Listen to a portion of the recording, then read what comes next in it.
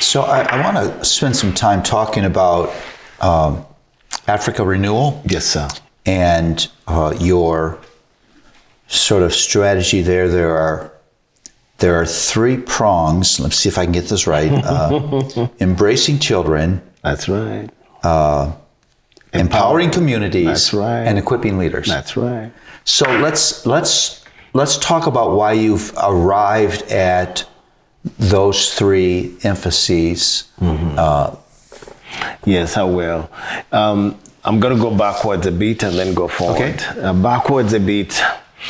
Little church, pastoring and trying to reach this community where we are. And as a younger pastor, people are coming to church, but kids are not going to school. And I say, why don't you take your child to school? And they say, I can't afford it. So that brought the dream of starting a ministry which goes beyond the four walls of the church. That's what really happened. So we said, okay, we will start a ministry. And in this ministry, we are going to help kids. We're not only helping kids, we're going to speak into young men and women and show them a bigger picture of who God is. So in 1990 is when we started Africa Renewal Ministries. Again, little church. At that time we had 40 people.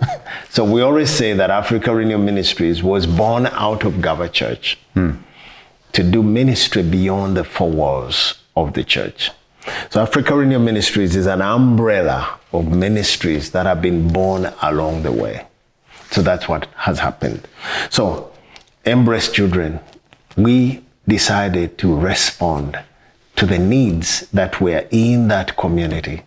Because when you're a younger pastor and you see kids not going to, you just feel touched, and that's what we felt. And then as we went along, God is interesting, just thinking about how God weaves our story. Sure.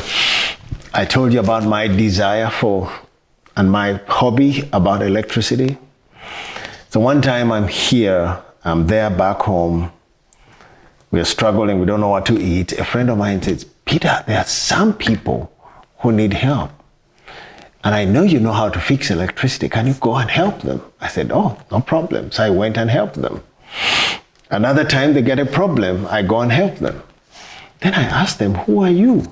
They said, oh, we are called Compassion International. I said, oh, what do you do? We help children. I said, that's interesting. What do you do? We help them go to school. We help them get lunch and all that. I say, I need help. I'm a pastor.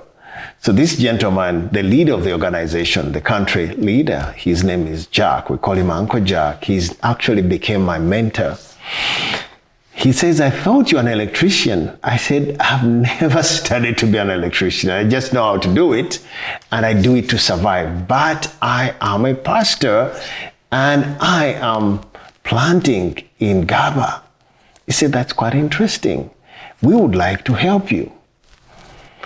That began the journey of helping kids. So they came and registered, enrolled 64 kids. They found sponsors for them.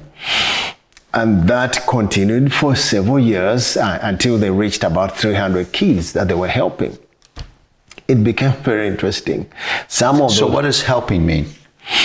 They will pay school fees for the kids.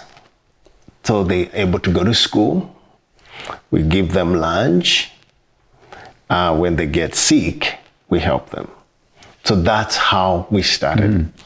Then in 1993, I found myself in America for the first time.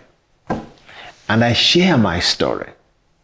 When I share my story, the people that I shared with, they said, Peter, we can also help children like you're talking about. At that time, Compassion International was helping my initial kids.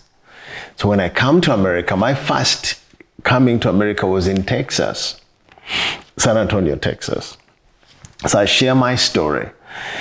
Again, I have many stories, Dr. Tripp. I share my story with a young man who took me out for lunch, and I said, "You paid so much money for lunch. That money can take a child to school." He says, "What?" I said, "Yes." So on a Wednesday, a Bible study in this little church that I was attending, it's called Maranatha Bible Church, he shares, "This is what Peter told me, that the little money that I shared, giving lunch can actually take a child to school." He said, "I'm going to sponsor a child in Peter's church." Another one said, "I'm going to sponsor a child." By the time I go back to Uganda, I have a few Americans who decided to work directly with us. So that began the journey of a child sponsorship program directly under Africa Renewal Ministries. Today, as we speak, we have 6,500 children that have got a sponsor somewhere in America or somewhere in Canada who are helping them to go to school. So that program works just like the Compassion program. So that's how that program began.